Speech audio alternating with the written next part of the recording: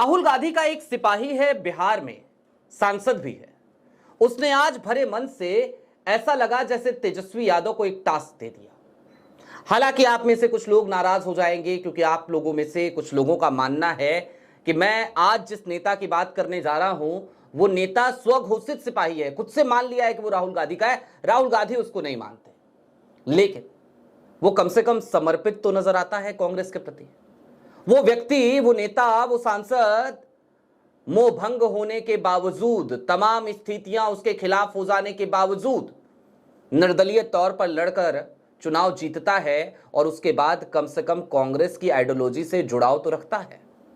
वो उन नेताओं की तरह तो नहीं है कम से कम जो नेता कांग्रेस के कोटे से राज्यसभा पहुंच जाते हैं और उसके बावजूद वो क्षेत्रीय दलों की गुलामी करते हैं और कांग्रेस को उसका गुलाम बनाए रखना चाहते हैं। समझ गए होंगे इशारा, नाम है पप्पू यादव।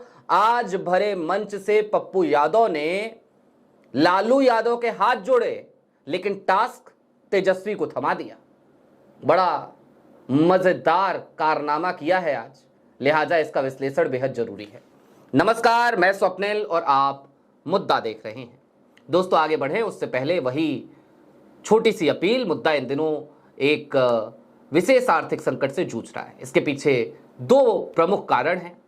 एक, हमारे मेन बैंक अकाउंट का बीते कई महीनों से फ्रिज रहना। दूसरा, हमारे 28 साल पुराने चैनल का हमसे छिना जाना। ऐसे में डे टू डे ऑपरेशंस में काफी मुश्किलों का सामना मुद्दा को करना पड़ता है। लिहाजा आपसे गुजारिश है, यदि आप चाहें, यदि आप सक्षम हो तो छोटी छोटी मदद मुद्दा की जरूर कीजिएगा। इसके लिए आप स्क्रीन पर दिख रहे QR कोड या नीचे दिख रहे UPI नंबर का इस्तेमाल कर सकते हैं। अब आगे बढ़ते हैं और जरा बिहार विधानसभा चुनाव के मद्देनजर इस बात को ध्यान में रखते हुए कि आज की तारीख में 5 ऐसी सीटें हैं जहां राजद और कांग्रेस एक दूसरे के आमने सामने हैं और तकरीबन 12 ऐसी सीटें हैं। हालांकि कुछ जगहों पर नामांकन वापसी का सिलसिला शुरू हो चुका है, उसके बावजूद 12 ऐसी सीटें हैं जहां पर यह लग रहा है कि गठबंधन एक दूसरे को ही टक्कर देगा, एक दूसरे के ही वोट काटेगा। हालांकि अच्छी शुरुआत हुई। CPI माले ने बछवाड़ा की सीट गरीबदास के लिए छोड़ दी, उनके प्रत्याशी ने नामांकन वापसी का ऐलान कर दिया। लेकिन फिर भी अब पप्पू यादव ने आज क्या किया, तो 18 सेकंड की तकरीबन एक वीडियो आई है। वो वीडियो पहले देखिए, उसके बाद फिर आगे बढ़ते हैं। लेकिन जो गलतियां हुई है, अभी भी वक्त है उस गलतियों को सुधारने का। मैं चाहूंगा, अभी हमारे 2 उम्मीदवार को जबरदस्ती छांटा गया है। सुगौली में VIP के उम्मीदवार का नाम काट दिया गया और एक जगह शशि भूषण सिंह का नाम राजद से काटा गया। मैं आज भी कहूंगा अपने गार्जियन लालू यादव जी से, जहां भी कांग्रेस उम्मीदवार के खिलाफ डबल दिया गया है, चाहे वो हमारे पहलगांव का परवीन कुशवाहा जी हो, चाहे वो सुल्तानगंज हो, चाहे मनता सिंह हो, भूमियार समाज के बहुत कदावर नेता हैं, उनके पर हो, चाहे हमारे वैशाली में हो, जहां भी दिया गया है, मैं हाथ जोड़ के करबद्ध आग्रह करूंगा उन उम्मीदवारों को महागठबंधन और बिहार के हित में आप वापस लीजिए, ताकि दुनिया को ये संदेश जाए हम सब इस बिहार को बचाने आए हैं। हमारे नेता ने जो बिहार बचाने में परसेप्शन को आगे बढ़ाया था, उस मूल्यों को आप जिंदा रहने दीजिए, उस आदर्श को आप जिंदा रहने दीजिए और उस सच्चाई की लड़ाई को। सुना आपने, मंच सजा था, मंच पे तमाम नेता मौजूद थे और उसी मंच से महागठबंधन की जीत की दुहाई देते हुए पप्पू यादव ने कहा कुछ गलतियां हुई हैं लेकिन अभी वक्त है, इन गलतियों को सुधारने की जरूरत है, इन गलतियों को अभी भी सुधारा जा सकता है, अभी भी बहुत ज्यादा देर नहीं हुई है। पप्पू यादव ये बात आज जब कह रहे थे तो फिर पुराने समीकरणों को समझना जरा ज्यादा जरूरी हो जाता है। पप्पू यादव ने भी 2 सीटों का खास तौर पे जिक्र किया, कहलगांव की सीट और सुल्तानगंज की सीट।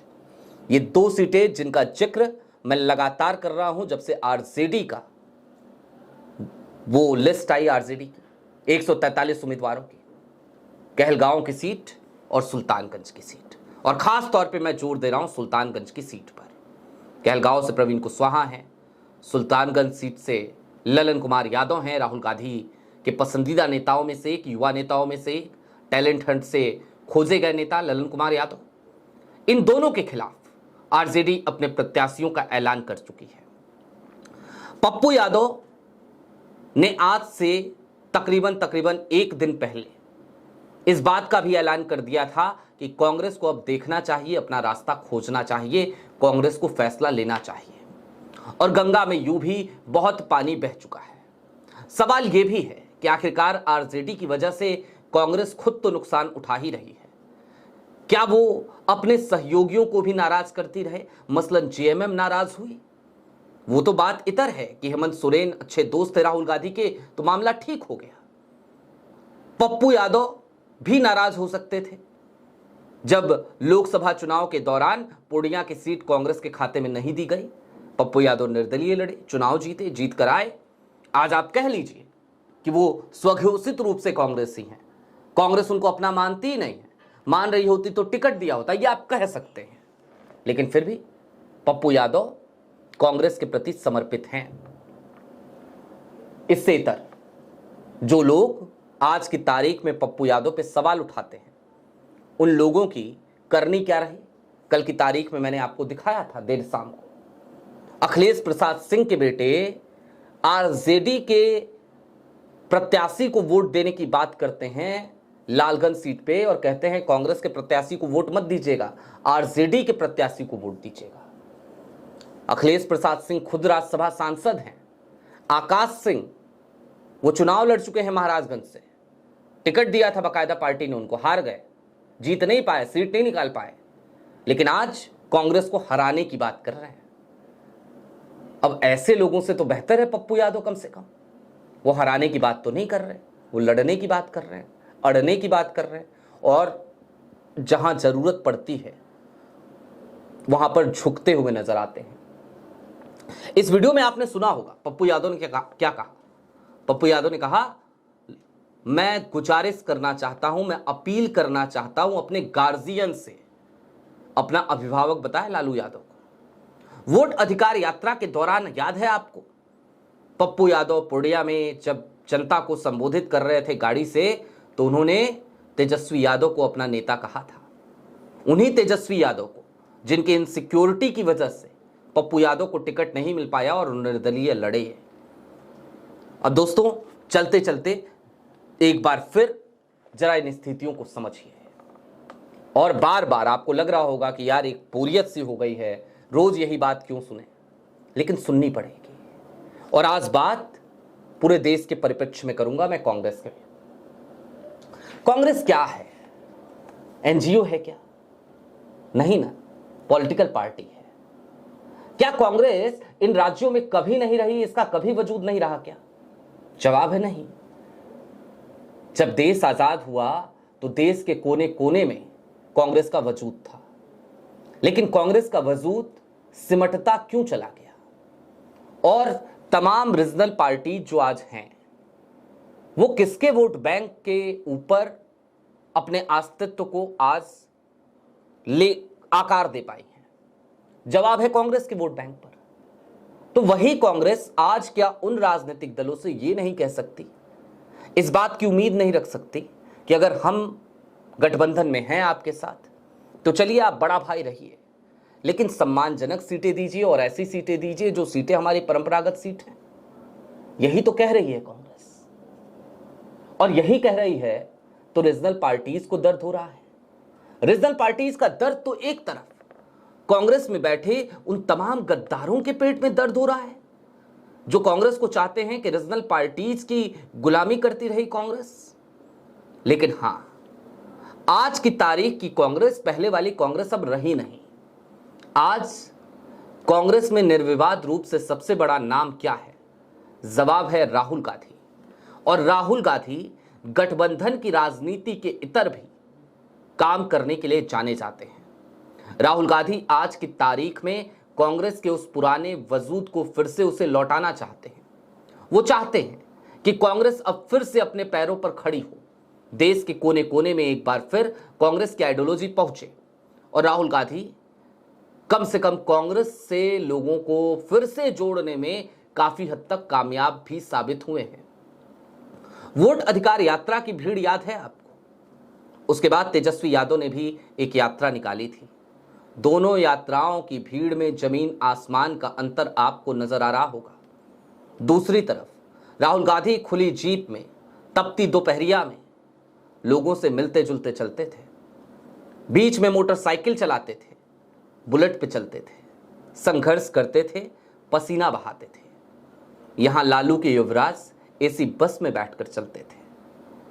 कहना तो नहीं चाहिए इन तमाम बातों को, लेकिन दरअसल आज की तारीख की तल्ख हकीकत यह है कि राहुल गांधी पसीना बहा रहे हैं कांग्रेस को मजबूत करने के लिए, और बाय डिफॉल्ट उसका फायदा आरजेडी को हो सकता था। आरजेडी चाहती तो कांग्रेस के साथ एक सम्मानजनक समझौता करती।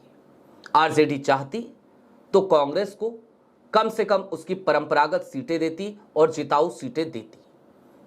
आरजेडी को चाहिए था वो बड़ा दिल दिखाए, उसने नहीं दिखाया, और नहीं दिखाया तो आज की तारीख में स्थितियां वहां तक आकर खड़ी हो गई हैं जहां पर अब आरजेडी के ऊपर कांग्रेस को रत्ती भर का भरोसा नहीं है।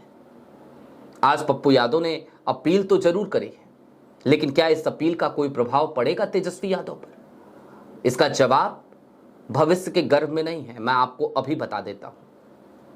बहुत हद तक संभव है नहीं पड़ेगा। लालू यादव हो सकता है एक बार को सोचें, लालू यादव हो सकता है एक बार को कहें तेजस्वी से, लेकिन क्या तेजस्वी सुनेंगे? यह भी एक बड़ा सवाल है। जी हां, यह भी आज एक बड़ा सवाल है, क्योंकि आज की तारीख में ये जो पार्टी, ये जो आरजेडी चल रही है, ये लालू यादव की आइडियोलॉजी से ऐसा लगता है जैसे बिल्कुल इतर चल रही है। और मैं ये बात क्यों कह रहा हूं, अब जरा इसको भी सुनिए। 2004 के चुनाव में यूपीए को बहुमत मिलता है, अटल बिहारी वाजपेयी की सरकार की विदाई होती है, सोनिया गांधी प्रधानमंत्री पद की बड़ी दावेदार थी। लालू यादव और गांधी परिवार का रिश्ता उस जमाने में ऐसा हुआ करता था कि लालू यादव ने यहां तक कह दिया कि मैडम, अगर आप प्राइम मिनिस्टर नहीं बनी तो याद रखिए मैं आपके घर के सामने धरने पर बैठ जाऊंगा। लालू यादव अड़ गए थे, भिड़ गए थे। बात इतर है, फिर पार्लियामेंट के सेंट्रल हॉल में प्रियंका गांधी ये कहती हैं कि नहीं, मेरी मां प्रधानमंत्री नहीं बनेंगी, प्रधानमंत्री कोई और बनेगा, और वो ताज देश के विद्वान अर्थशास्त्री मरहूम डॉक्टर मनमोहन सिंह के सर पर सजा। लेकिन लालू यादव उस समय भी चाहते थे कि सोनिया गांधी देश की प्रधानमंत्री बने। ये रिश्ता है गांधी परिवार और लालू यादव का। लेकिन आज की तारीख में उन्हीं लालू यादव के लाल वो एक अलग अहंकार में जी रहे हैं। कभी पप्पू यादव से इनसिक्योर होते हैं तो कभी कन्हैया कुमार से, और इनकी इनसिक्योरिटी ही है कि आज पप्पू यादव ने इनको भरे मन से एक टास्क जरूर दिया है। लेकिन हमें पूरी उम्मीद है, वो एक कहावत है ना, विनाश काले विपरीत बुद्धि, तो तेजस्वी यादव कहीं ना कहीं हो ना हो उसी कहावत को, उसी मुहावरे को चरितार्थ करते नजर आएंगे। बहरहाल अभी के लिए दीजिए इजाजत। ऐसे ही तमाम अपडेट्स, तमाम डेवलपमेंट्स के लिए जुड़े रहिए मुद्दा के साथ। चलते चलते फिर वही अपील, चैनल पे नए हो सब्सक्राइब करते हुए जाइएगा, सक्षम हो तो छोटी छोटी मदद मुद्दा की जरूर कीजिएगा। बहुत शुक्रिया।